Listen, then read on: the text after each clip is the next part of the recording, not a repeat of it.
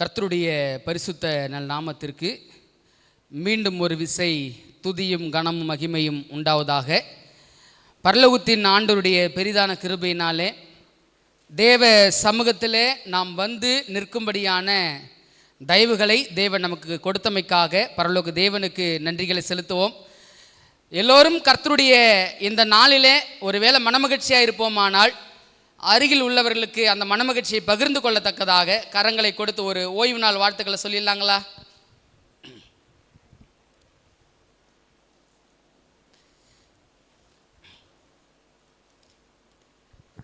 சரி, யாரும் பக்கத்தில் இல்லை, சொல்ல முடியலைன்னா நான் உங்களுக்கு ஓய்வு நாள் வாழ்த்துக்களை சொல்லிக்கிறேங்க. திருச்சபைக்கு மீண்டும் ஒரு விசை என்னுடைய அன்பின் வாழ்த்துக்களையும் ஓய்வு நாள் வாழ்த்துக்களையும் நான் தெரிவித்துக் கொள்கிறேன்.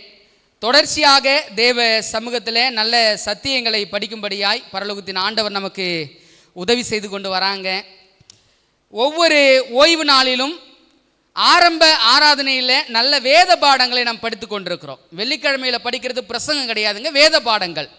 ஆனால் ஒவ்வொரு தெய்வீக ஆராதனை என்று வரும்பொழுது ஆண்டுடைய சமூகத்தில் நல்ல ஆலோசனைகளை பெற்றுக்கொள்ளவும் தேவன் நம்மோடு பேச நினைக்கிற காரியங்களை நாம் அறிந்து கொள்ளத்தக்கதாகவும் ஒவ்வொரு தெய்வீக ஆராதனைக்கும் ஆண்டுடைய சமூகத்தில் கடந்து வருகிறோம். ஸோ ஒவ்வொரு வெள்ளிக்கிழமையும் வேத பாடம், சனிக்கிழமை தெய்வீக ஆராதனை வேலையில் தேவ செய்தி, ஆண்டவர் நமக்கு கொடுக்குற ஆலோசனைகள். ஸோ இப்படியாக தான் தொடர்ச்சியாக நம்ம படித்து கொண்டிருக்கிறோம். இந்த நாள் தெய்வீக ஆராதனையில் ஆண்டவர் நம்மோடு பேசும்படியாய் பரலோகத்தின் பரிசுத்தமுள்ள தெய்வத்துடைய சித்தத்தை நாம் புரிந்து கொள்ளத்தக்கதாய் தேவன் நம்மோடு இடைபடும்படியாய் ஒரே கணம் நம்ம தலைகளை தாழ்த்தி ஆவியானவருக்காக ஜெபிப்போமா? என் அன்புள்ள தெய்வமே, வெறுமையான பாத்திரங்களாய், உடைக்கப்பட்ட பாத்திரங்களாய் எங்களை உருவாக்குகிற கர்த்தருக்கு முன்பதாக வந்து நிற்கிறோம் சுவாமி. உம்முடைய பலிபீடத்திலே நின்று பரலோக தேவனை தரிசிப்பதற்கு எங்களிடத்தில் தெம்பும் திராணியும் இல்லை அப்பா. ஏசையா பக்தன் சொல்வது போல ஐயோ அதமானேன் என்று சொல்லக்கூடிய வார்த்தைகளே எங்களுடைய வார்த்தையாய் இருக்கிறது தகப்பனே. என் ஆண்டவரே, எங்களை உம்முடைய கிருபையினால் நினைத்தருளும். உம்முடைய செட்டை நிழலினால் எங்களை பாதுகாத்து கொள்ளும் ஐயா. உங்க மகத்துவங்களை, வேதத்தின் அதிசயங்களை எங்கள் கண்கள் காண எங்களுக்கு உதவி செய்யுங்கப்பா.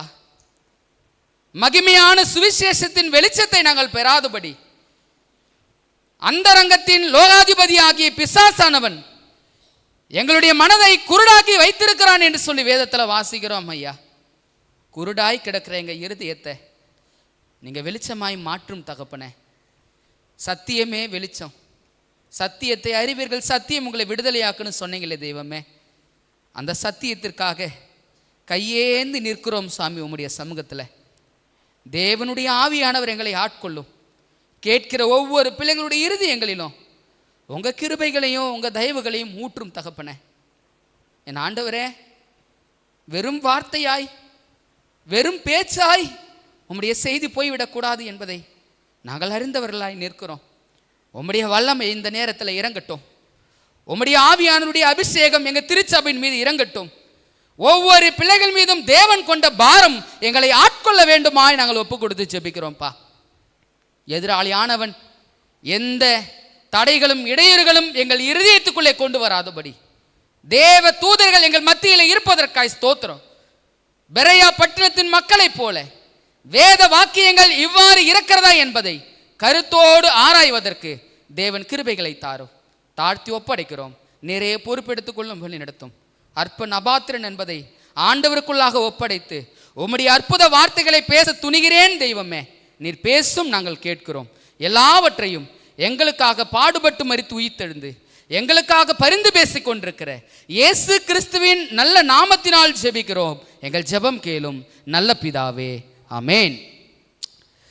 இன்றைய தெய்வீக ஆராதனைக்கான செய்திக்காக தேவ சமூகத்திலே அமர்ந்த போது ஒவ்வொரு கணமும் இந்த தெய்வீக ஆராதனைகள் என்று வரும்பொழுது ஆண்டுடைய சமூகத்தில் நின்று ஜெபிப்பது ஒரே ஒரு காரியம் மாத்திரம்தான். ஆண்டவரே, இந்த வாரத்தில் நீர் எங்களுக்கு கொடுக்கக்கூடிய மன்னாவை இந்த வாரம் முழுவதும் நாங்கள் ருசி பார்க்கலாய் இருக்க வேண்டும்ப்பா. உங்க மனதை புரிந்து கொண்டவர்களாய் நாங்கள் மாற வேண்டும். அந்த பரலோக ராஜ்யத்தில் எங்களை கொண்டு போய் சேர்க்கிற வழிகளையும் வாய்ப்புகளையும் எங்களுக்கு தாரும் ஆண்டவரே என்று சொல்லி தாங்க ஒவ்வொரு வாரமும் தேவ சமூகத்தில் அமர்வது உண்டு. ஸோ அதே விதமாக தான் இந்த வார செய்திக்காக தேவ சமூகத்தில் அமர்ந்த போது ஆண்டவர் ஒரு அற்புதமான சத்தியத்தை கொடுத்தாங்க. நம்ம தொடர்ச்சியாக வேத பாடம் படிச்சுக்கிட்டு இருக்கிறோம் பாருங்க. சுவிசேஷம், கிறிஸ்துவின் வாழ்க்கை தான் சுவிசேஷம். அவருடைய பிறப்பு, அவருடைய மரணம், அவருடைய உயிர்த்தெழுதல் நமக்கு சுவிசேஷம் என்று நேற்று படிச்சுமே, அதனுடைய தொடர்ச்சி தான். ஆனால் சற்று இது நமக்கு வித்தியாசமான செய்தியை அமர்கிறது. கிறிஸ்துவானவர் பரலோக ஆசரிப்பு கூடாரத்தில் நமக்காக என்ன செய்து கொண்டிருக்கிறாருங்க? பரிந்து பேசி கொண்டிருக்கிறார். பரலோக ஆசரிப்பு கூடாரத்தில் மகா பரிசுத்த ஸ்தலத்தில் மகா தேவன் நமக்காக மன்றாட்டங்களை ஏறிட்டு கொண்டிருக்கிறார் அப்படின்ற காரியத்தை வேதாகமத்தின் மூலமாய் நம்மால் புரிந்து கொள்ள முடியுதுங்க. ஸோ ஆண்டவரே, உங்களுடைய பரிந்து பேசுதல் எங்களுக்கு எப்படிப்பா நற்செய்தியாக மாறுகிறது, அதை குறித்து ஏதாவது செய்திருந்தால் எங்களுக்கு கொடுப்பீங்களா அப்படின்னு சொல்லி ஆண்டவர் பாதத்தில் அமர்ந்த வேளையில் ஒரு அற்புதமான செய்தியை தேவன் கொடுத்தாருங்க. செய்தியினுடைய தலைப்பு என்ன அப்படின்னா, தைரியமாய் கிருபாசன தண்டைக்கு. தைரியமாய் கிருபாசன தண்டைக்கு என்று வரும்பொழுது எனக்கு ஒரு கணம் உள்ளத்தில் மிகப்பெரிய கேள்விகள் எழும்பிடுச்சு. அந்த கேள்விகள் என்ன அப்படின்னா, பாவியாகிய நான் தைரியமாய் கிருபாசன தண்டைக்கு வர முடியுமா? அன்பானவர்களே, ஆசரிப்பு கூடாரத்தின் முறைமைகளை அறிந்தவர்களாக இருக்கிறபடியினால அதை அறிந்தவர்களோடு உங்களோட நான் பேச வேண்டும் என்று ஆசிக்கிறேன். ஆசரிப்பு கூடாரத்தின் சத்தியங்களை நம்முடைய திருச்சபையில காலம் காலமாக நாம் படித்துக் கொண்டு வருகிறபடியினால அதன் முறைமைகளை ஒரு விசை நமக்கு முன்பதாக திருப்பி காட்ட வேண்டும் என்று நான் ஆசிக்கிறேனுங்க. நமக்கு எல்லாருக்குமே தெரியும், பூமியில ஆசரிப்பு கூடாரம் இருந்த நாட்களில் ஆசரிப்பு கூடாரம் 3 பகுதிகளை உடையதாக இருக்கிறது. ஒன்று பிரகாரம், இரண்டாவது பரிசுத்த ஸ்தலம், மூன்றாவது மகா பரிசுத்த ஸ்தலம். இந்த 3 பகுதிகளிலும் ரட்சிப்பின் திட்டம் நமக்காக வெளிப்படுத்தப்பட்டிருக்கிறது. ரட்சிப்பின் திட்டம் எதில் வெளிப்படுகிறது அப்படின்னா ஆசரிப்பு கூடாரம் தான். இந்த திருச்சபை, மீதமான திருச்சபையாக செவன்த் டே அட்வென்டிஸ்ட் திருச்சபைக்கு இனிஷியல் என்ன தெரியுங்களா? உதாரணம் பாருங்க. ஒரு பிள்ளை இருக்கிறாங்க, பிள்ளை பேரை எழுதுறதுக்கு முன்னாடி எதை போடுவாங்க? இனிஷியல் போடுவாங்க. ஏன் இனிஷியல் போடுறாங்க? இவருடைய மகன் நான். செவன்த் டே அட்வென்டிஸ்ட் திருச்சபைக்கு இனிஷியல் என்ன தெரியுங்களா? சாங்சுரி. இந்த திருச்சபை எதிலிருந்து பிறந்தது அப்படின்னா ஆசரிப்பு கூடார சத்தியத்திலிருந்து பிறந்த திருச்சபை இது. அதனால தான் இந்த மீதமான திருச்சபைக்கு இனிஷியல் என்ன அப்படின்னா ஆசரிப்பு கூடாரம். ஸோ அந்த ஆசரிப்பு கூடாரத்தில் நம்ம 3 பகுதிகளாக இருக்கிறது என்று பார்க்கிறோமே. இது பூமிக்குரிய ஆசரிப்பு கூடாரமாக இருக்கும் பொழுது ஒரு பாவியானவன் மகாபரிசுத்தத்துக்குள்ள நுழைய முடியுமா? பாவி எங்கே தாங்க நிற்க முடியும்? எங்கே நிற்க முடியும்? பிரகாரம். ஒரு பாவி ஒரு பாவத்தை செய்தானாகில் அவன் பாவத்திற்காக மனஸ்தாபப்பட்டு அந்த பாவத்திற்காக பலியாகிய கிறிஸ்துவை நினைவு கூர்ந்து அவன் என்ன செய்யணும்? ஒரு ஆட்டை தெரிந்தெடுக்க வேண்டியவனாயிருக்கிறான்.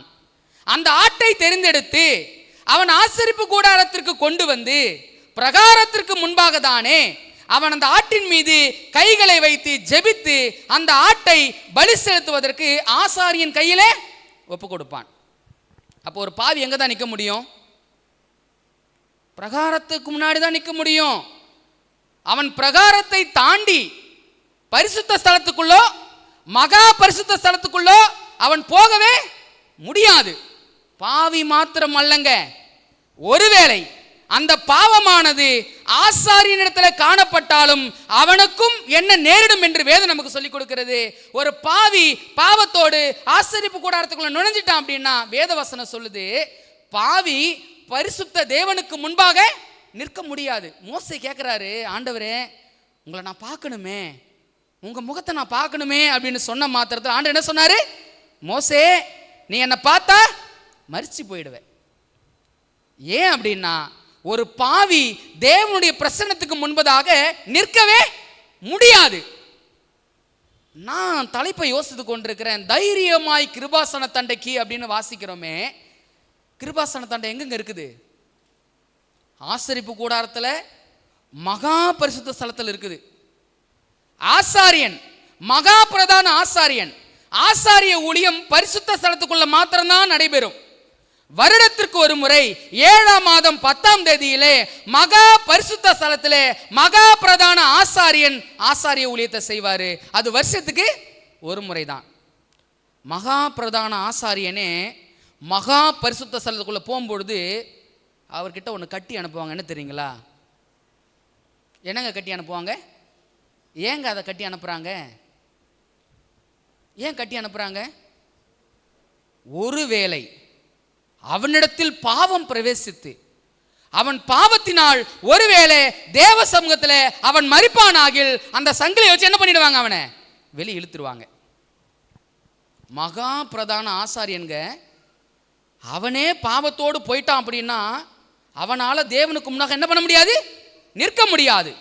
எபிரேயர் 4வது அதிகாரம் வசனம் 16 நான் வாசிக்கிறேன். வசனம் என்ன சொல்லுதுன்னு பாருங்க. ஆதலால் நாம் இரக்கத்தை பெறவும் ஏற்ற சமயத்தில் சகாயம் செய்யும் கிருபையை அடையவும் தைரியமாய் கிருபாசன தண்டியிலே சேரக்கடவும். யாருங்க அந்த வார்த்தையை சொல்றது? பவுல் சொல்றாரு. எங்க சேரணுங்களா? கிருபாசன தண்டைக்கு சேரணுமா? எப்படி சேரணுங்களா? தைரியத்தோடு சேரணுங்களாம். இது சாத்தியமா? சிந்திச்சு பாருங்களேன். பிரகாரத்துக்கு வரைக்கும் தான் பாவிக்கான இடம் என்று ஆசரிப்பு கூடாரத்தின் காரியங்கள் நிர்ணயிக்கப்பட்டிருக்கிற பொழுது பவுல் சொல்றாரு, தைரியமா கிருபாசன தண்டைக்கு வாங்க அப்படின்னு சொல்றாரு. இது சாத்தியமாக கூடிய ஒரு காரியமா? எனக்கு வேத பகுதியை வாசிச்ச உடனே எனக்கு ஒரு நிமிஷம் அப்படியே ஸ்டன் ஆகி நின்ட்டேங்க. நான் பவுல்கிட்ட பேச ஆரம்பிக்கிறேன். பவுலே, தெரிஞ்சுதான் எழுதிருக்கிறீங்களா? நான் யாரு, அவர் யாரு? நான் பாவியிலும் பாவி, பிரதான பாவி. இந்த பாவி தேவ சமூகத்துக்குள்ள நுழைஞ்சா அன்னைக்கு மகா பிரதான ஆசாரியனே அவனிடத்துல ஒரு துளி பாவம் இருக்குமே ஆனால் அவனே தேவ சமூகத்துக்கு மரிப்பானால் இருக்கிறதுலே மோசமான ஒரு பாவி இந்த பாவி கிருபாசன தண்டைக்கு சேருவது எப்படி சாத்தியம்? எப்படி சாத்தியம்? பவுல் கூட பேச ஆரம்பிச்சாச்சுங்க. ஆவியானவர்கிட்டையும் பேச போராட ஆரம்பிச்சாச்சு.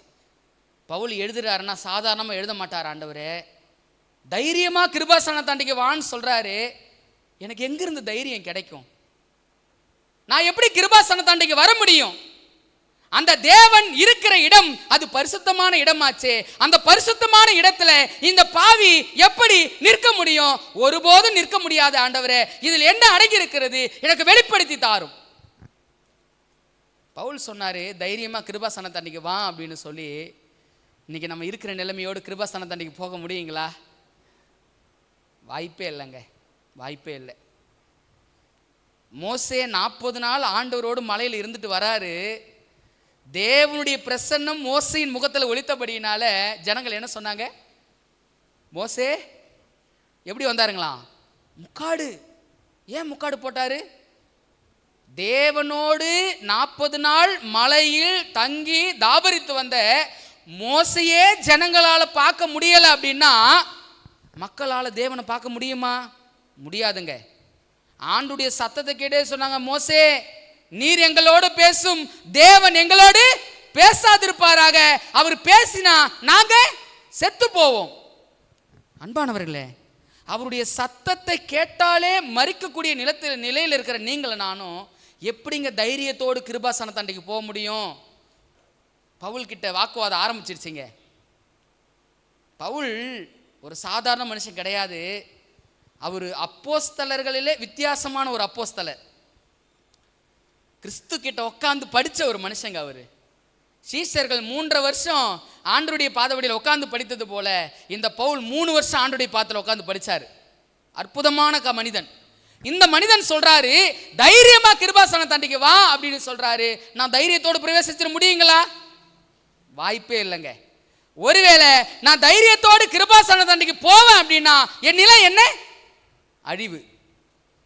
ஆனா பவுல் எந்த நோக்கத்தில் சொன்னாரு? தைரியமா வான்னு சொல்றாரு. ஒருவேளை அவர் பிரவேசிச்சிருப்பாரோ? அதனாலதான் என்ன நீயும் தைரியமா வான்னு சொல்றாரோ அப்படின்ற கேள்வி என் உள்ளத்துக்குள்ளாக எழும்பியதுங்க. ஆண்டவர்கிட்ட கேட்க ஆரம்பித்தேன், ஆண்டவரே எனக்கும் ஆசையாக இருக்குதுப்பா.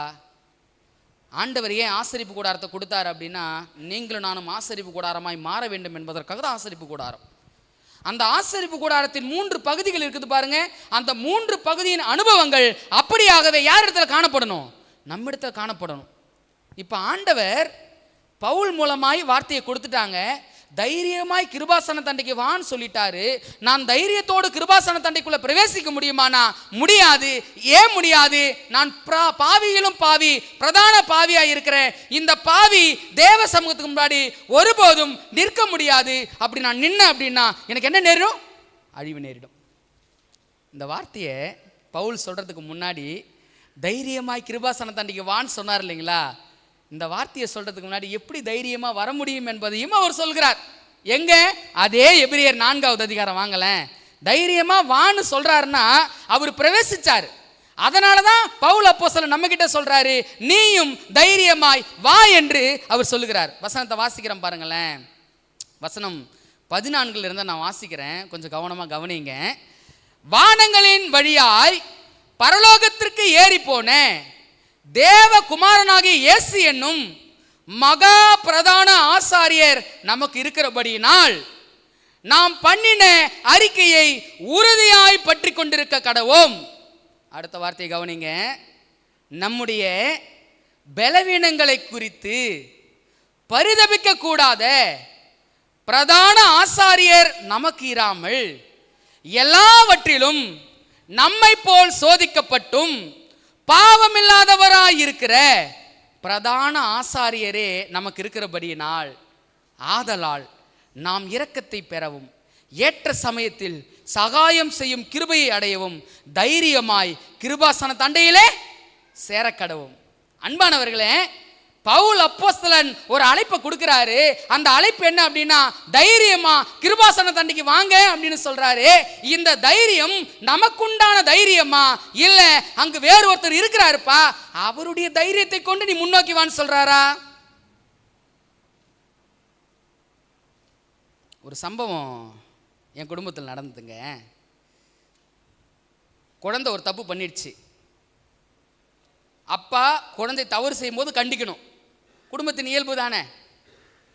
குழந்தை தப்பு செஞ்சிடுச்சு, அப்பாவாகிய நான் அந்த தவறை கண்டிக்க வேண்டும்.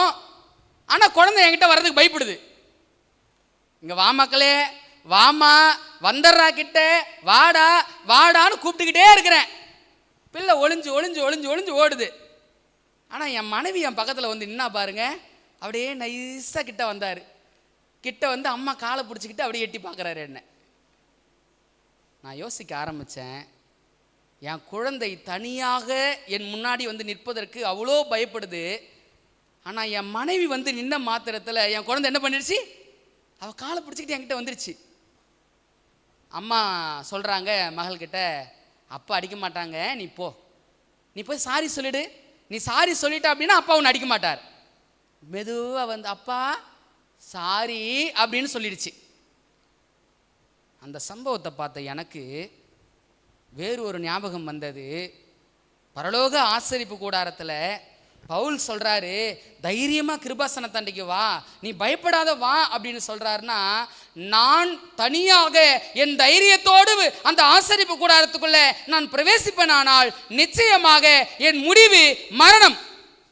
ஆனால் பவுல் அப்போ சொல்றாரு, நீ தனியா வராத, உனக்கு ஒரு வக்கீல் இருக்கிறாரு, அவரை கூப்பிட்டுக்கிட்டு வா. நிறைய நேரங்களில் உலகத்தின் இயல்பை சொல்றேன் பாருங்களேன். ஒரு நபர் குற்றவாளி என்று காவல் நிலையத்தினால அடையாளம் காட்டப்பட்டார்னு வச்சுங்களேன். இந்த குற்றவாளி எப்போ போலீஸ் ஸ்டேஷனில் போய் ஆஜராவார் தெரியுங்களா? தனியாக போய் ஆஜராகிடுவாரா? யாரை கூட்டு போய் தான் ஆஜராகுவார்? ஏன்? தனியாக போனால் பின்னிடுவாங்க, வக்கீல் இருந்தால் அடிக்க முடியாது. உண்மைதானே? நீங்கள் யோசிச்சு பாருங்க. இங்கே பரலோக ஆசரிப்பு கூடாரத்தில் பவுல் அப்போஸ்தலன் சொல்றாரு, நீ தைரியமா வா, கிருபாசன தண்டைக்கு வான்னு கூப்பிடுறாரு. உன்னுடைய தைரியத்தின் நிமித்தம் அல்ல, உனக்காக ஒருவர் இருக்கிறார், அவருடைய தைரியத்தோடு வா. அவர் எப்படிப்பட்டவர் என்பதை இங்க சொல்றாருங்க. நான் சொல்றேன் பவுல்கிட்ட, பவுலே என்னால் பிரவேசிக்க முடியாதுப்பா, என்னால் பிரவேசிக்க முடியாது, என்கிட்ட தைரியம் இல்லை. என்னால எப்படி பிரவேசிக்க முடியும்? நான் பாவியாச்சே, இந்த பாவி எப்படி கிருபாசன தண்டைக்கு நெருங்க முடியும்? நெருங்கவே முடியாதே என்று சொல்லும் பொழுது பவுல் ஒரு நபர் அறிமுகப்படுத்துறாரு. அந்த நபர் யார் என்பதுதான் வசனத்தில் நம்ம வாசிச்சோம். 15வது வசனம், நம்முடைய பலவீனங்களை குறித்து பரிதபிக்க கூடாத பிரதான ஆசாரியன் நமக்கு இராமல். என்ன அர்த்தம் தெரியுங்களா? நம்முடைய பலவீனங்களை குறித்து பரிதவிக்க கூடாத பிரதான ஆசாரியன் நமக்கு இல்லைங்களாம். ஆசாரியன் எப்படிப்பட்டவராய் இருக்கிறார் அப்படின்னா, என் பலவீனங்களை புரிந்து கொண்டவராய் இருக்கிறார், என் நிலையை அறிந்து கொண்டவராய் இருக்கிறார், என்னுடைய இயல்பு எப்படிப்பட்டது என்பதை உணர்ந்தவராய் இருக்கிறார். பைபிள் என்ன சொல்லுதுன்னா, நம்முடைய பலவீனம் அவருக்கு தெரியுமா, நம்முடைய பாவம் கிறிஸ்துவுக்கு தெரியுமா, என்னால் என்ன செய்ய முடியும் என்ன செய்ய முடியாது என்பதை அவர் அறிந்திருக்கிறவர் என்று சொல்லி வேதம் சொல்லுதுங்க. அதை தான் பைபிள் சொல்லுது. நம்முடைய பலவீனங்களை குறித்து பரிதபிக்க கூடாத பிரதான ஆசாரியர் நமக்கு இராமல் எல்லா விதத்திலும் நம்மை போல் சோதிக்கப்பட்டும் பாவம் இல்லாதவராய் இருக்கிற பிரதான ஆசாரியரே நமக்கு.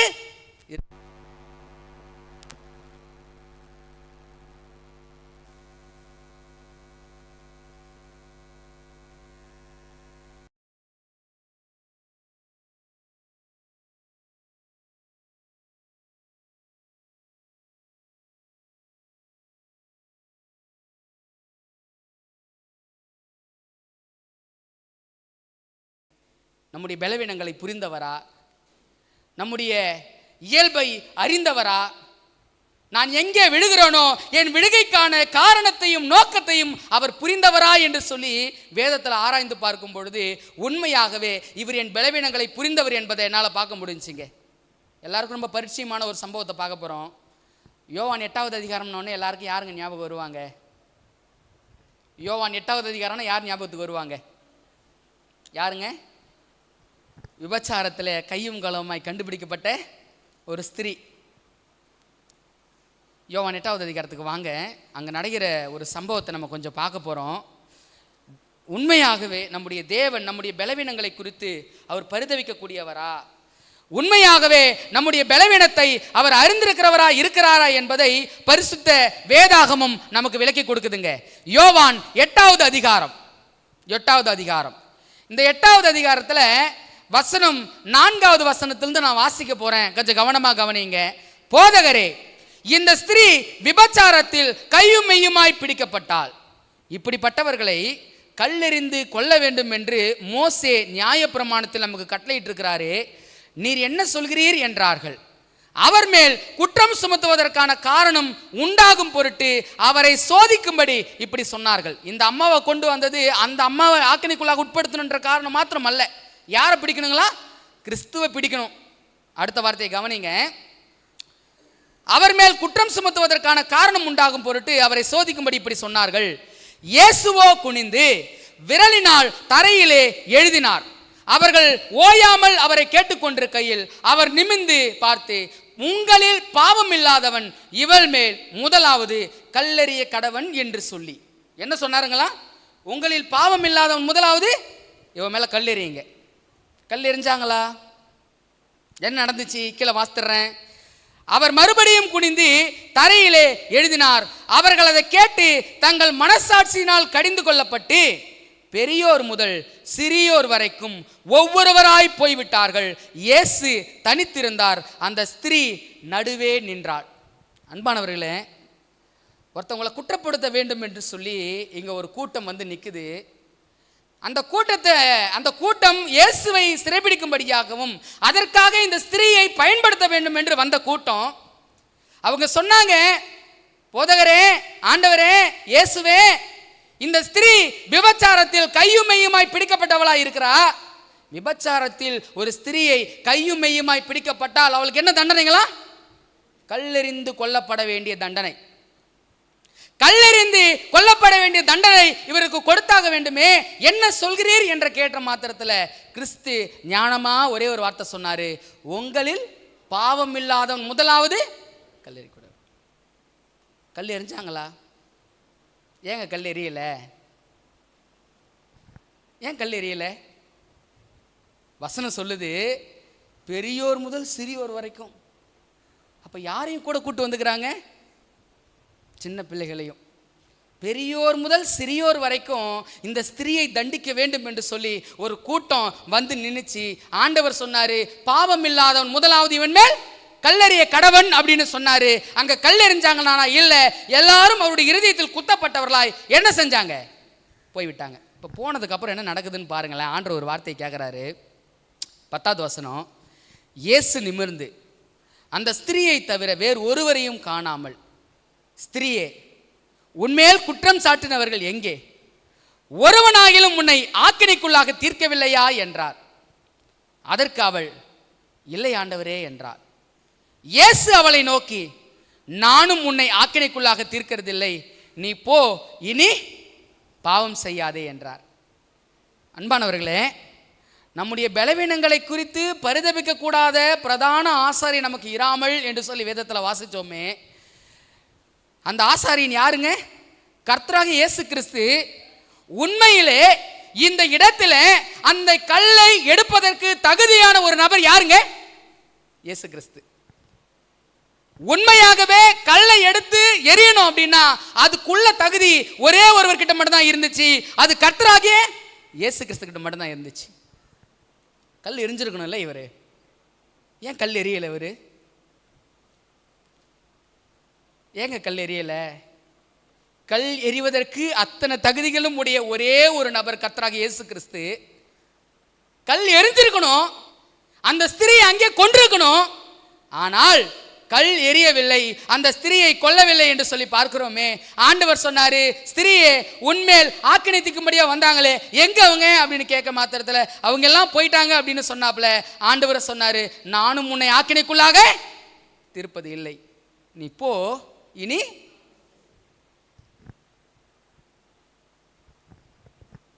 ஒருவேளை இயேசுவின் இடத்துல நான் இருப்பேன் அப்படின்னா என் சிந்தைகளும் என் எண்ணங்களும் எனக்குள்ளாக ஓட ஆரம்பிச்சிச்சு. இயேசுவின் இடத்துல நான் இருப்பேன் அப்படின்னா நான் என்ன செய்திருக்கணும்? தண்டனை கொடுத்திருக்கணும். போன் அனுப்பிவிட்டார். ஏன் போன் அனுப்பிவிட்டாரு? அந்த ஸ்திரியின் பலவீனங்களை கூடி நின்ற மனிதர்கள் அறியவே இல்லை. அந்த ஸ்திரியின் பலவீனங்களை சுற்றி இருந்த அந்த மாந்தர்கள் அறியவில்லை. அந்த மாந்தர்களை உருவாக்கின அந்த தேவன் அந்த பலவீனத்தை அறிந்தபடியினால ஆண்டவர் சொன்னாரு, நானும் உன்னை ஆக்கினைக்குள்ளாக தீர்ப்பதில்லை, போ, இனி என்ன பண்ணாத, பாவம் செய்யாத. உன் பலவீனத்தின் நிமித்தம் நீ தவறு நேர்ந்திருக்கலாம், உன் சுகவீனத்தின் நிமித்தம் நீ இந்த தவறில் ஈடுபட்டிருக்கலாம். நான் உன்னை ஆக்கினைக்குள்ளாக தீர்ப்பதில்லை, நீ போ, இனிமேட்டு என்ன செய்யக்கூடாது? பாவம் செய்யக்கூடாது. உண்மையாகவே கர்த்தராகிய இயேசு கிறிஸ்து நம் பலவீனங்களை அறிந்த பிரதான ஆசாரியரா? ஆமாங்க. பல சம்பவங்களை வேதாகமம் இருந்து எடுத்துக் கொடுக்க முடியுங்க. நம்முடைய பலவீனங்களை அவர் உண்மையாக அறிந்தபடியினாலே தண்டனை கொடுப்பதற்கு அனைத்து தகுதிகளும் அனைத்து காரியங்களும் அவரிடத்தில் இருந்த போது கூட மனித பலவீனங்களை அவர் அறிந்தபடியினால அவர், நீ போ, இனி பாவம் செய்யாதே என்று சொல்லி அந்த ஸ்திரீக்காக பரிதவித்த அந்த பரிதவிப்பு எங்க கொண்டு வந்துறீங்களா? அந்த ஸ்திரியை நிறுத்திச்சு. எங்க கொண்டு வந்து நிறுத்திச்சு? சீமோன் வீட்டில் ஒரு விருந்து நடக்குது. அந்த விருந்தில் ஒரு அம்மா தைலத்தை உடைச்சி பாதத்தை தன் தலை மயிரினால் சுத்தம் செய்தார் என்று சொல்லி வாசிக்கிறோம். யார் தெரியுங்களா அவங்க? அன்பானவர்களே, ஒரு மன்னிப்பு மிக பெருத்த மாற்றத்தை உண்டு பண்ணியது. மனிதனுடைய பலவீனங்களை அறிந்த ஆண்டவர், மனிதனுடைய பலவீனங்களை புரிந்த தேவன் அங்கு மன்னிப்பை வழங்கிய போது அந்த மன்னிப்பு இந்த மனுஷனுக்குள்ளாக மாபெரும் மாற்றத்தை உண்டாக்கியது. இது ஒரு சம்பவம் மாத்திரம் இல்லைங்க. இயேசு கூடவே ஒருத்தர் இருந்தார். அவர் சொன்னார், சேவல் கூவுகிறதுக்கு முன்னாடி 3 தடவை என்ன பண்ணுவேன்? மறுதளிப்புன்னு சொன்னார். யாருங்க அவர்? பேதுரு. இவர் என்ன சொன்னார் பதிலுக்கு? ஆண்டவரே, சீசர்களை யார் உங்கள் நிமித்தம் இடரல் அடைஞ்சாலும் சரி, நான் என்ன செய்ய மாட்டேன்? இடரல் அடையவே மாட்டேன். வாழ்வானாலும் சரி சாவானாலும் சரி அது யாரோட தான்? உங்களோட தான் அப்படின்னு சொன்னார். ஆண்டவர் சொன்னார், சேவல் கூவுறதுக்கு முன்னாடி 3 தடவை மறுதளிப்பேன். என்னங்க நடந்துச்சு? சம்பவம் எல்லாருக்கும் தெரியும் இல்லைங்களா? என்ன நடந்துச்சு? சேவல் 3 முறை கூவியது. அதே போல 3 முறை பேதுரு என்ன செஞ்சான்? தேவனை மறுதளிச்சார். ஆண்டவர் என்ன செய்திருக்கலாம்? பேதுருவை சந்திக்காம, ஒருவேளை சந்தித்த போது கூட என்ன செய்திருக்கலாம்? நான் தான் உனக்கு சொன்னேன்ல, நீ இப்படி தான் செய்வேன்னு நான் சொன்னேன்ல, நீ இப்படி செஞ்சிட்ட பாத்தியா அப்படின்னு சொல்லி பேதுருவை குத்தி காட்டிருக்க முடியுமா? முடியாதா? ஆனால் ஆண்டவர் என்ன தெரியுங்களா செஞ்சாரு? வாசிக்கலாங்களா? யோவான் 21வது அதிகாரம். யோவான் 21வது அதிகாரம். அந்த 21வது அதிகாரத்தை நம்ம வாசிக்கும் பொழுது பாருங்களேன், பேதுரு என்ன நினச்சிட்டான் அப்படின்னா, ஆண்டவர் சொன்னார், நான் செய்யலை, நான் மறுதளிச்சிட்டேன், இந்த தேவன் ஒருபோதும் என்ன பண்ண மாட்டார்? ஏற்றுக்கொள்ள மாட்டார், நான் அதனால் எங்கே போயிடுறேன்? என் பழைய தொழிலாகிய மீன் பிடிக்கவே போயிடுறேன் அப்படின்னு சொல்லி பேதுரு மட்டும் வந்தாரா, இல்லை அவரோடு சேர்ந்து யாராவது கூப்பிட்டு வந்தாரா? பேதுருவும் அவரோடு சேர்ந்து 3 சீஷர்களும் வந்துட்டாங்க. எங்கே வந்துட்டாங்க? மீன் பிடிக்க, பழைய தொழிலுக்கே வந்துட்டாங்க. மனித பலவீனங்களை அறிந்த ஆண்டவர் பேதுருவை வந்து சந்திக்கிறாரு. படகுல நமக்கு எல்லாருக்குமே அந்த 21வது அதிகாரத்தின் காரியத்தை சுருக்கமாக சொல்லிட்டு 2 வசனங்கள் மட்டும் வாசனை முடிக்கணும்னு நினைக்கிறேன். மனித பலவீனங்களை அறிந்த ஆண்டவர் பேதுருவை சந்திக்கும்படியாக வந்தார். பேதுருவை முதலாவது சந்திக்கும் பொழுது என்ன அற்புதம் நிகழ்ந்ததோ அதே அற்புதத்தை மீண்டும் நிகழ்த்தி காட்டினார். வலையை போடுறாங்க, மீன் கிடைக்கவே இல்லை. ஆண்டவர் சொன்னார், வலது பக்கமாக வலையை போடுங்க, மீன் கிடைக்கும் அப்படின்னு சொன்னார். அதே போல் வலையை போட்டாங்க, மீன் கிடைச்சிச்சு. மீன் கிடைத்து அதை இழுக்க முடியாத அளவுக்கு இருந்துச்சு. பேதுரு புரிஞ்சுக்கிட்டான், வந்தது யாருன்னு புரிஞ்சுக்கிட்டான். எங்கே குதிச்சிட்டான்? கடலில் குதிச்சிட்டான். ஏன் கடலில் குதிச்சான்? என்னையா அந்த மனுஷன் வாழதான் விட மாட்டாருன்னா சாவு விட மாட்டாரு. கடலில் குதிச்சான். நான் இவரை இவ்வளோ மறுதளிச்சனே, இவர் இங்கே வந்துட்டாரே அப்படின்னு சொல்லி அவன் கடல்ல குதிச்சான். ஆண்டவர் மீன் தூக்கி எடுத்தாரு. மனித பலவீனங்களை அறிந்த ஆண்டவர் என்ன செய்கிறார் என்பதை அந்த யோவான் 21வது அதிகாரம் 15வது வசனத்தை வாசிக்கிறேன். அவர்கள் போஜனம் பண்ணின பின்பு இயேசு சீமோன் பேதுருவை நோக்கி, யோனாவின் குமாரனாகிய சீமோனே, இவர்களிலும் அதிகமாய் நீ என்னிடத்தில் அன்பாய் இருக்கிறாயா? அன்பானவர்களே, மறுதளிச்சவன், மறுதளித்து ஓடி போனவன், இவனை தேவன் என்ன செய்திருக்கணும்? கடிந்து கொண்டிருக்கணும், இவனை ஏளனப்படுத்திருக்கணும், இவனை மற்ற சீஷர்கள் கிட்ட சொல்லி குத்தி பேசியிருக்கணும். ஆனா இதையெல்லாம் தேவன் செய்யல. மறுதளித்து போனவனுக்கு ஆண்டவர் என்ன பொறுப்பை கொடுக்கிறார் தெரியுங்களா? என் ஆடுகளை மேய்ப்பாயா என்று கேட்கிறாருங்க. என்ன அர்த்தம்? ஆடுகளை மேய்ப்பானா என்ன அர்த்தங்க? என் ஊழியத்தை நீ செய்வியா? என்னங்க இவனை நியாயப்படி பார்த்தா என்ன செய்திருக்கணும்? 12 சீசல் கழுத்து பிடிச்சி வெளியே தள்ளி இருக்கணும்ல. போடா நீ தகுதி இல்லாதவனான்னு சொல்லி ஆண்டவர் தள்ளி இருக்கணும்ல. ஆனா இவன் தவறை இழத்திருந்த போதிலும் இவனை மீண்டுமாக அழைத்து அந்த ஊழிய பொறுப்பை கொடுக்கிறார் அப்படின்னா ஆண்டவர் உண்மையாகவே மனித பலவீனங்களை அறிந்தவரா இல்லையா? இதை புரிந்ததுனால தான் பவுல் சொன்னாரு, நீ பயப்படாத, நீ தைரியமாக கிருபாசன தாண்டிக்கு வா. நான் சொல்கிறேன், நான் பாவி, என்னால் வர முடியாது. அவர் சொல்கிறாரு, எப்பேற்பட்ட பாவியாக இருந்தாலும் சரி, உன் பாவம் ரத்தாம்பர சிவப்பாக இருந்தாலும் சரி, நீ விலகி போயிடாத. உன் பலவீனங்களை அறிந்திருக்கிற ஆண்டவர் ஒருத்தர் உண்டு. உன் பலவீனங்களை புரிந்திருக்கிற ஆண்டவர் ஒருத்தர் உண்டு. அந்த விபச்சார ஸ்திரியை சுற்றிலும் நியாய தீர்ப்பு செலுத்துவதற்காக கூட்டங்கள் அநேகமாக இருந்தாலும் அவர்கள் மத்தியிலும் உன் பலவீனத்தை புரிந்த தேவன் ஒருவர் உண்டு என்பதை அந்த சம்பவத்தின் மூலமாக ஆண்டவர் அவ்வளோ நேர்த்தி நமக்கு சொல்லி காட்டுறாருங்க. அன்பானவர்களே, இந்த காலங்களில் ஒரு சில வேலைகள் நம்ம நினைக்கலாங்க, நான் இவ்வளோ பெரிய பாவியாச்சே. சிலர்லாம் சபையில் ஏதாவது பொறுப்பு கொடுத்தா செய்யவே மாட்டாங்க. ஏன் தெரியுங்களா? ஐயோ அது பரிசுத்தமான காரியம், என்னால் என்ன பண்ண முடியாது, செய்ய முடியாது. சில நேரங்களில் ஆண்டவரை கிட்ட சேர்வதற்காக அவங்க வரவே மாட்டாங்க. ஏன் அப்படின்னா, ஐயோ நான் பெரிய பாவி அப்படின்னு சொல்லுவாங்க. பவுல் பேதுரு அப்போஸ்தலன் எழுதின காரியத்தின் அடிப்படையில் பவுலும் சொல்றாரு, என்ன சொல்றாரு? நீங்க தைரியமா கிருபாசன தண்டைக்கு வாங்க அப்படின்னா உங்க தைரியத்தை கொண்டு அல்ல, உங்களுக்காக தேவ சமூகத்தில் ஒருத்தவர் நிற்கிறாரு. அவர் எப்படிப்பட்டவர் அப்படின்னா, உன் பலவீனங்களையும் உன்னுடைய சூழல்களையும் உன்னுடைய இயல்பையும் புரிந்த தேவன் அவரு. அவர் இருக்கிற வரைக்கும் நீ தைரியமா எங்க வா, கிருபாசன தண்டிக்கு வா. அன்பானவர்களே, இந்த உலகத்தில் குற்றப்படுத்தவும் இந்த உலகத்தில் குறை கூறவும், இந்த உலகத்தில் என் பலவீனங்களை ஏளனப்படுத்துவதற்கும் ஏகேகமாய் கூட்டங்கள் இருந்தாலும் என் பலவீனங்களை குறித்து பரிதபிக்கக்கூடிய ஒரு பிரதான ஆசாரியர் எனக்கு பரலோகத்தில் உண்டு. இந்த உலகத்தில் என்னை ஒதுக்கி வைத்து ஓரங்கட்டி என் பலவீனங்களையும் என் சுகவீனங்களையும் என்னுடைய இயல்புகளையும் அந்தரங்க காரியங்களையும் அநேகர் மத்தியில் பேசுகிறவர்கள் உண்டு. ஆனால் என்னை அறிந்த தேவன் ஒருவர் இருக்கிறாரு. அந்த தேவன் எப்படிப்பட்ட தேவன் அப்படின்னா, என் பலவீனத்தை அறிந்தவர், பலவீனத்தை அறிந்தவராக இருக்கிறபடினால பிதாவின் சமூகத்தில் எனக்காக நின்று, பிதாவே என் பிள்ளைக்கு இந்த பலவீனம் இருக்குது, அந்த பலவீனத்திலிருந்து அவனை தூக்கி விடணும், அதற்கான கிருபைகளை நான் கொடுக்கிறேன், கொஞ்சம் தயவு பண்ணுங்க ஆண்டவரே என்று சொல்லி இன்றளவு மகா பரிசுத்த ஸ்தலத்தில் உங்களுக்காகவும் எனக்காகவும் அவர் பரிந்து பேசி கொண்டிருக்கிறாரு. கிருபாசனத்துக்கு தைரியமா வான் பவுல் சொன்னாரு. எதை நிமித்தம் வர சொன்னார் அப்படின்னா, உனக்கான ஒரு நபர் பரலோக ஆசரிப்பு கூடாரத்தில் உண்டு. உன் பாவங்களுக்காக பரிதவிக்கிற பிரதான ஆசாரியர் ஒருத்தர் ஆசரிப்பு கூடாரத்தில் உண்டு. உன் பலவீனங்களை குறித்து வருத்தப்படுகிற தேவன் ஒருவர் ஆசரிப்பு கூடாரத்தில் உண்டு. அவர் நிமித்தம் நீ தைரியமா வா. இன்னைக்கு சில நேரங்களில் சாத்தான் என்ன செய்யறான் தெரியுங்களா? அவன் என்ன செய்யறான் என்பதை நான் சொல்றேன் பாருங்க. அவனுடைய திட்டம் எல்லாம் நாம் தேவனிடத்தில் செல்லவே கூடாது. சில நேரம் ஒரு பாவத்தை ஒரு முறை செய்வோம், 2 முறை செய்வோம். அது இயல்பாய் மாறிவிட்ட சூழ்நிலைகள்லாம் நம்ம மனசு சொல்லும், நீலாம் ஆண்டுகிட்டு போவே முடியாதுப்பா. பரலோகத்தை பற்றி பேசுவோம், பரலோகத்தை பற்றி சிந்திப்போம்.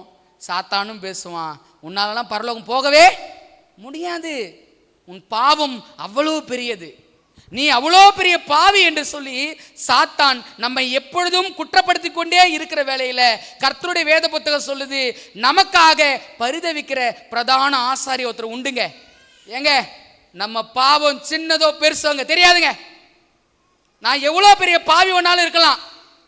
இந்த உலகம் என்னை குற்றப்படுத்தி என்னை ஓரங்கட்டி எனக்காக பாவி பாவி பாவி என்று என்னை அடையாளப்படுத்தி கொண்டு கூட இருக்கலாம். ஆனா எனக்காக பரிதவிக்கிற பிரதான ஆசாரியர் ஒருத்தர் இருக்கிறார். எனக்கு தைரியம் எது தெரியுங்களா?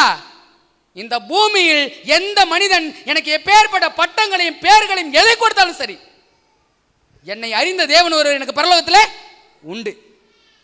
பவுல் சொன்னா தைரியமா கிருபாசனம் தண்டிக்கு வான்னு சொன்னா, எந்த தைரியம் அப்படின்னா, கர்த்தராகிய இயேசு கிறிஸ்து உன் பலவீனங்களையும் உன் இயல்புகளையும் அவர் முழுமையாக அறிந்தவர். அவர் உனக்காக இருக்கிறாரு. எந்த மனுஷனுடைய வார்த்தைகளும் உனக்கு வேணாம், நீ தைரியமா வா. சிந்திச்சு பாருங்க, ஆசரிப்பு கூடத்தில் நம்ம எங்க இருந்துகிட்டு இருக்கிறோம்? எங்கெங்க இருக்கிறோம்? பலிபீடமா மாறிட்டோமா? தண்ணீர் தொட்டியின் அனுபவம் நம்மக்கிட்ட வந்துடுச்சுங்களா? குத்து விளக்காய் மாறி இருக்கிறோமா? சமூகத்தப்பு மேசையாய் மாறிட்டோமா? பொன் தீபபீடமாய் மாறிட்டோமா? அல்லது மகா பரிசுத்த ஸ்தலத்தில் ஆசரிப்பு கூடாரத்தில் மகா பிரதான ஆசாரியன் இருக்கிற அந்த கிருபாசன தண்டை, அந்த உடன்படிக்கை பெட்டி, அதுக்குள்ளாக இருக்கிற 10 கற்பனையாய் நாம் மாறிவிட்டோமா? எங்கெங்க இருக்கிறோம் ஆசரிப்பு கூடாரத்தில்? நம்ம இன்னும் நம்ம வாழ்க்கை எங்கே தெரியுங்களா இருக்குது? ஆட்டை பிடிச்சி கொண்டு வரோம், கையை வைக்கிறோம், ஜெபம் பண்ணுறோம், ஆட்டையும் பலி செலுத்திடுறோம், திரும்ப எங்கே தெரியுங்களா போயிடுறோம்? அதே பழைய பாவத்துக்கு போயிடுறோம். அந்த பழைய பாவத்துக்கு போனதுக்கப்புறம் நம்ம மனசாட்சி என்ன தெரியுங்களா சொல்லும்? அவ்வளோதான்டா, நீலாம் பரலோகம் போகவே முடியாது, உன்னாலலாம் பரலோகத்தை நினச்சி கூட பார்க்க முடியாது, நீ இவ்வளோ பெரிய கொடூர பாவியாக இருக்கிற, நீ எப்படி பரலோகம் வர முடியும் என்று சொல்லி என் மனசாட்சியே எனக்கு ஏளனமிட்டாலும் சரிங்க, என் பலவீனங்களையும் என் சுகவீனங்களையும் என் இயல்புகளையும் புரிந்து கொண்ட தேவன் ஒருவர் உண்டு. அன்பானவர்களே, பிதாவாகிய தேவனை இந்த உலகம் எப்படி தெரியுங்களா காட்டுது?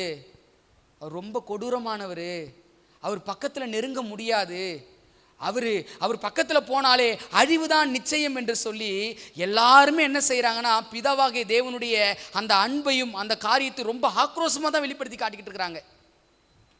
ஆனால் பிதாவாகிய தேவன் உண்மையில் எப்படிப்பட்டவர் தெரியுங்களா? தொலைந்த குமாரன் கதையில் நம்ம வாசிக்கிறோம். தொலைந்த குமாரன் அவன் தன் ஆஸ்திகளெல்லாம் சேர்த்து கொண்டு போய் எல்லாவற்றையும் அழித்துட்டான். அழித்து விட்டு ஒன்றுக்குமே இல்லாத வழி, சாப்பாட்டுக்கு கூட வழி இல்லாத அளவுக்கு பன்றிகள் திண்டுகிற தவிட்டை தின்ன மனதாக இருந்தான்னு சொல்லி வேதத்தில் வாசிக்கிறோம்.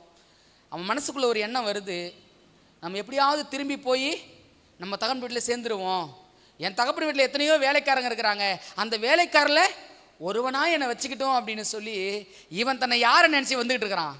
வேலைக்காரனா நினச்சி வந்துக்கிட்டு இருக்கிறான். நீங்கள் யோசிச்சு பாருங்க, அவன் தைரியமாக தகப்பன் வீட்டுக்கு வந்திருக்கும் போது எப்படி வந்திருப்பான்னு நினச்சி பாருங்களேன்.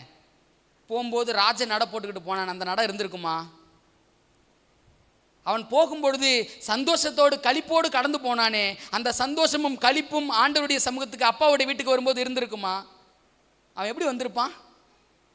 மெலிந்த உடையும் நாற்றம் எடுத்த உடையும். ஏன்னா பன்றிகளை மேய்க்கிறவனுடைய உடை எப்படி இருக்கும்? அப்படி தானே வந்திருப்பான், கூனி குறுக்கி தானே வந்திருப்பான். அதே போல தான் கூனி குறுக்கி அவன் வந்தான்.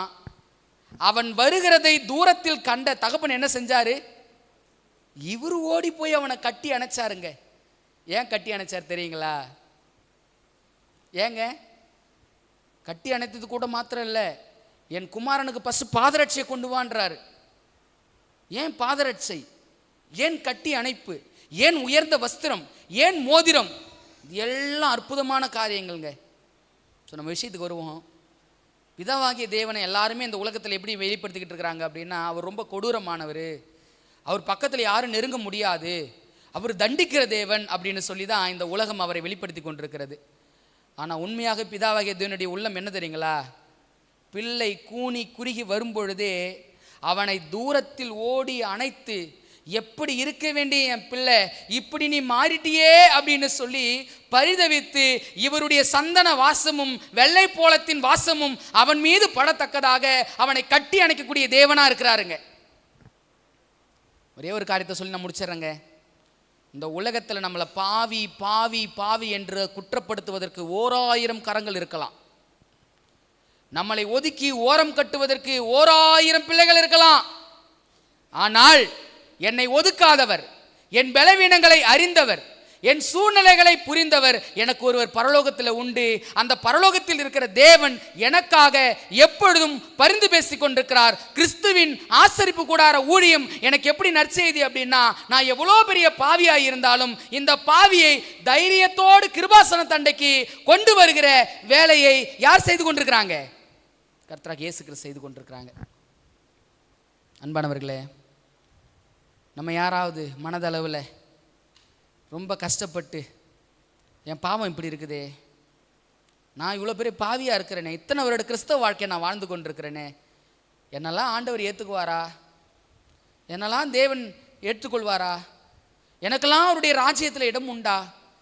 எனக்கெல்லாம் அவருடைய சமூகத்துக்கு போவதற்கான வாய்ப்புகளும் வழியும் கிடைக்குமா என்று சொல்லி இருதயத்தின் ஓரத்தில் எங்கேயாவது ஒருவர் நீங்கள் அங்கலாய்த்து கொண்டிருப்பீங்க அப்படின்னா, ஆண்டவர் சொல்றாரு, உங்களுக்காக பரிதவிக்கிற பிரதான ஆசிரியராகிய கிறிஸ்து உண்டு. அவர் இருக்கிறாருங்க, அவர் போதுங்க. இந்த உலகத்தில் மனிதன் நமக்கு என்னங்க செய்ய முடியும்? நம்முடைய பலவீனங்களுக்காக பரிதவிக்கிற தேவன் உண்டுங்க. அந்த தேவன் நமக்கு ரட்சிப்பின் வழியை உண்டு பண்ணுவதற்கு அவர் தகுதி உள்ள தேவனா இருக்கிறாரு. தைரியமா கிருபாசன தண்டைக்கு கொண்டு போவதற்கு அவருடைய வலதுகரம் நமக்கு ஆயத்தமாக இருக்கிறது. நம்ம செய்ய வேண்டியதெல்லாம் ஒன்னே ஒண்ணுதான். என்ன தெரியுங்களா? நான் வந்துடுறேன் ஆண்டவரே. சில நேரம் பாவத்தினால இருதயம் கடினப்படுங்க, ஜெபிக்கவே விடாது. நீலாம் ஜெபம் பண்ற, ஆண்டவர் கேட்டுருவாரா? நீலாம் பைபிள் வாசிக்கிறியா? நீலாம் ஊழியம் செய்யறியா? நீ எல்லாம் இப்படி இருக்கிறியா? நம்ம மனசாட்சி மாத்திரமல்ல, மற்ற மனிதர்கள் நம்ம இடத்துல கேட்பது உண்டு. அப்ப எல்லாம் நினைவில் வைத்துக் கொள்ளுங்க, நமக்காக ஒரு தேவன் உண்டு. நமக்காக பிறந்தார், நமக்காக மரித்தார், நமக்காக உயிர் தெழுந்தார், நமக்காகவே பரலோக ஆசரிப்பு கூடாரத்தில் என்ன பண்ணிக்கிட்டு இருக்கிறாரு? பரிந்து பேசிக்கிட்டு இருக்காரு. எந்த மனித நிந்தனைக்கும் நாம் செவி செய்ய வேண்டிய அவசியமே இல்லை. தேவன் ஒருவருக்கு மாத்திரம் நம்ம கீழ்ப்படிந்திருப்போம் அப்படின்னா தைரியமா கிருபாசன தண்டைக்கு போவோங்க. பவுல் அப்போஸ்தலன் தைரியமா போனதுனால தான் சவுலா இருக்கும் பொழுது அநேகரை துன்பப்படுத்தி உபத்திரவப்படுத்தின சவுல் பவுலா மாறினாரு. சீசர்கள் கூட ஏத்துக்கலங்க பவுலை, தெரியுங்களா? ரொம்ப கஷ்டப்பட்டு வேதனைப்பட்டு கிறிஸ்துவை புரிந்து கொண்டது நிமித்தமாக கிறிஸ்து அவனை ஆசரிப்பு கூடாரத்தின் சத்தியத்தில் வழிநடத்தினபடினால தான் பவுல் சொன்னாரு, நீங்க கவலைப்படாதீங்க, நமக்காக பரிதவிக்கிற பிரதான ஆசாரியர் ஒருவர் உண்டு. நாம் தைரியத்தோடு கிருபாசன தண்டைக்கு போவோம். கர்த்தர் தாமே நம் அனைவரையும் ஆசீர்வதிப்பாராக. ஆமென்.